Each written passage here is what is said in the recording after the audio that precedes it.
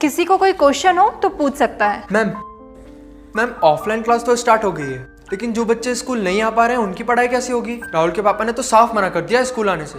अरे तुम उसकी टेंशन मत लो, वो अभी भी टीचमेंट ऐप के द्वारा हमारे साथ लाइव है।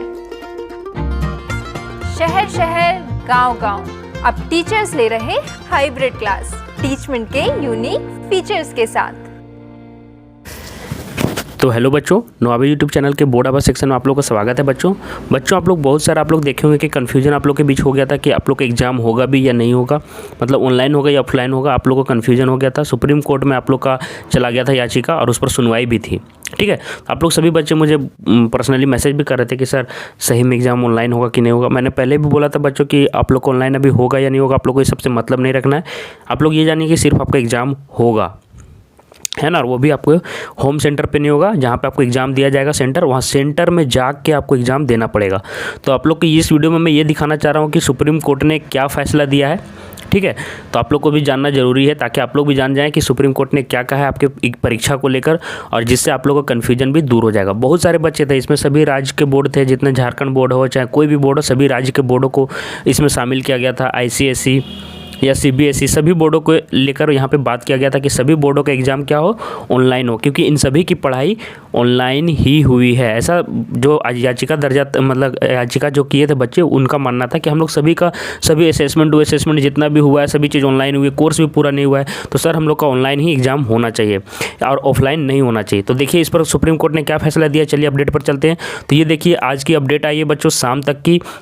बोर्ड एग्ज़ाम 2022 ध्यान से सुनना कि ऑफलाइन ही होंगे बोर्ड एग्ज़ाम। ठीक है, आपकी जो परीक्षा है बच्चों ऑनलाइन नहीं होगी, मैंने सुबह भी बोला था। और इस पर क्या क्या अभी सुप्रीम कोर्ट ने बोला है, सुनिएगा ध्यान से कि क्या क्या उन्होंने अपनी बात रखी है।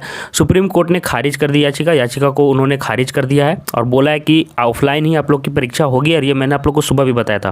देखिए क्या कहा है उन्होंने। सुप्रीम कोर्ट ने ऑफलाइन परीक्षाओं पर प्रतिबंध की मांग वाली याचिका खारिज कर दी है। कोर्ट ने कहा है कि याचिकाएं छात्रों को झूठी उम्मीद देती है, आप लोग झूठ मूठ में बच्चे खुश हो जाते हैं, और जबकि ये गलत है। देखो आगे उन्होंने कहा कि जितने भी सुप्रीम कोर्ट ने सभी स्टेट बोर्ड CBSE, ICSE और national institute of open schooling NIOS द्वारा आयोजित की जाने वाली 10वीं 12वीं की कक्षा के लिए ऑफलाइन परीक्षा रद्द करने की मांग वाली याचिका रद्द कर दी है, मतलब खारिज कर दी है। सुप्रीम कोर्ट कहते हैं कि इस तरह की याचिकाएं भ्रामक और छात्रों को झूठी उम्मीद देती है। यही मैंने कहा था, आप लोग को झूठा उम्मीद दिया जा रहा है कि ऑनलाइन एग्जाम होगा। ये फालतू मतलब कि केस था। और देखो यहाँ क्या कहा गया है कि CBSE के 10वीं 12वीं के इम्तिहान ऑनलाइन कराने के मामले में सुप्रीम कोर्ट ने याचिकाकर्ता की दलीलें सुनने के बाद खारिज कर दी। याचिकाकर्ता ने कहा था कि पिछले साल की तरह ही परीक्षा का आदेश कराने का आदेश दिया जाए। Justice AM Khanwilkar, justice Dinesh Maheshwari और जस्टिस CT रवि कुमार की पीठ ने कहा कि आपकी याचिका पर विचार करने का मतलब है कि ज़्यादा कन्फ्यूजन पैदा करना। पहले ही आपने जनहित याचिका के नाम पर यह अर्जी दाखिल की। छात्रों और अभिभावकों के बीच कन्फ्यूजन भी हो गया कि अब एग्जाम ऑनलाइन होगा कि ऑफलाइन। कोर्ट ने कहा कि आपको जो कहना है अथॉरिटी को जाकर कहिए, है ना, बोर्ड को जाकर बोलिए। कोर्ट ने कहा पिछले 4 दिनों से आप ऐसी जनहित याचिका के जरिए न केवल कन्फ्यूजन बढ़ा रहे हैं बल्कि छात्रों में झूठी उम्मीद बढ़ा रहे हैं। ये गैर जिम्मेदाराना ढंग से जनहित याचिका का दुरुपयोग है। तो ये मैंने आप लोगों को पहले ही कहा था कि दुरुपयोग है। लोग भी कैसी कैसी याचिकाएं दाखिल कर देते हैं। ये कोर्ट ने यहाँ पे एक लास्ट में टिप्पणी भी की है। और देखिए उनका फटकार में डांट कर क्या क्या कहा है कि याचिकाकर्ता ने कहा कि आपने पिछले साल भी ऐसे ही याचिका पर विचार किया था, हालात कमोबेश वैसे ही हैं। ऑनलाइन क्लासेस चली हैं, पूरा कोर्स भी नहीं हुआ है, छात्रों को स्कूल में रेगुलर पढ़ाई करने का मौका नहीं मिला है। कोर्ट ने कहा कि बोर्ड और परीक्षा से जुड़ी अथॉरिटीज़ को भी सब पता है, हमारे दखल देने का कोई मतलब नहीं है। ये याचिका कतई उचित नहीं है। आप ऐसी याचिका दायर करने से बाज आए, नहीं तो आप पर आर्थिक दंड भी लगाना हम लोग चाहते थे, लेकिन अभी सिर्फ खारिज कर रहे हैं। तो देखिए बहुत बड़ी फटकार मिली है याचिकाकर्ता को। और मैंने कहा था कि ये फालतू का केस है, मैंने आप लोगों को पहले भी बोला था।